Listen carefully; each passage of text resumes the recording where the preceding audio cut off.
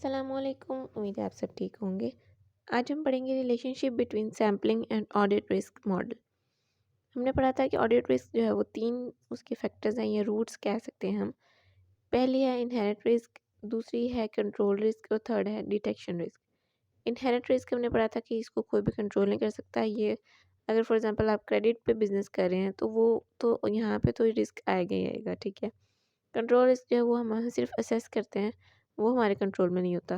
Detection risk है जो कि ऑडिटर के कंट्रोल में होता है, जिसको वो कम कर सकता है। आज हम उसकी टाइप्स पढ़ेंगे कि उसमें फर्दर जो है वो सैम्पलिंग रिस्क है और नॉन सैम्पलिंग रिस्क है, ठीक है।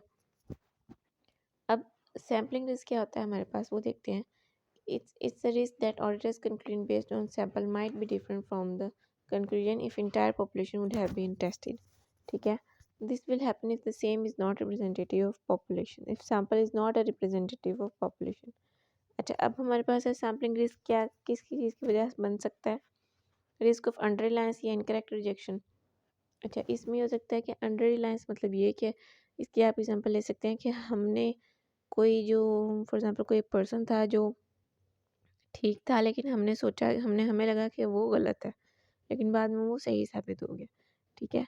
तो अंडर रिलायंस की एग्जांपल इस तरह ले सकते हैं आप। इस तरह auditor thinks controls are less effective और auditor thinks material misstatement exist, ठीक है। ये हो सकता है। 2 टाइप्स हैं एरोनियस कंक्लूजन्स की, एक ही होगी और दूसरा है रिस्क ऑफ ओवर रिलायंस या incorrect acceptance. Auditor thinks controls are more effective, auditor thinks material misstatement doesn't exist, ठीक है। यहाँ पे इस केस में होता है कि वो ऑडिटर जो है वो ओवर रिलायंस कर लेता है। ये समझ लेता है कि अगला बंदा ठीक है, लेकिन वो असल में गलत होता है। और वो समझता है कि कंट्रोल्स ठीक हैं और मटेरियल मिसस्टेटमेंट नहीं है, हालांकि इसके ऑपोजिट होता है, ठीक है। अच्छा, अब हमारे पास फर्दर है कि how to reduce sampling risk. Sampling risk को कैसे रिड्यूस किया जा सकता है। It can be reduced by increase in sample size. एक तो ये है कि आप सैम्पल साइज बढ़ा दें। सैम्पल साइज जब ज़्यादा होगा तो फोर्स रिस्क का टेंशन जो रिस्क का जो फैक्टर है वो कम होगा। इसी तरह स्ट्रेटिफिकेशन है, स्ट्रेटिफिकेशन के थ्रू भी जो है वो रिस्क को रिड्यूस किया जा सकता है, सैम्पलिंग रिस्क को। स्ट्रेटिफिकेशन क्या होती है। In stratification population is subdivided into different segments. उसको जब कैटेगराइज कर दिया जाता है डिफरेंट सेगमेंट्स में। When sample is selected from each segment, population can be stratified by monetary value, other particular characteristics, और फॉर एग्जांपल रिसीवेबल में be stratified by age. हमने एजिंग रिपोर्ट पढ़ी थी, वो जो हम डेज होता है कि इतने डेज के लिए है तो ये इतना रिसीवेबल है, इतना तो इतना, वो भी हो सकता है। इस तरह if area is stratified items are selected from each class.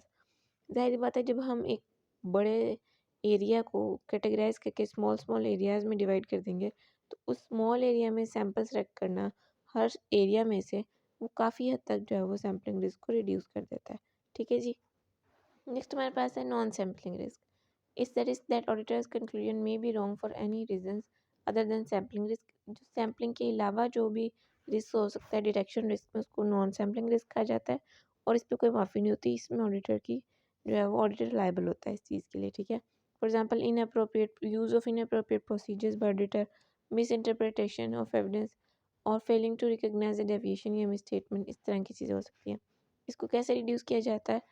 Non sampling risk can be reduce by proper planning, supervision and review. Proper planning की जाती है, सुपरवाइज किया जाता है उस चीज़ को और रिव्यू किया जाता है उसका, ठीक है जी। ये था हमारा आज का टॉपिक, उम्मीद है आपको समझ आया होगा। कोई भी क्वेश्चन कोई क्वेरी हो तो आप कमेंट बॉक्स में पूछ सकते हैं। अल्लाह हाफिज़।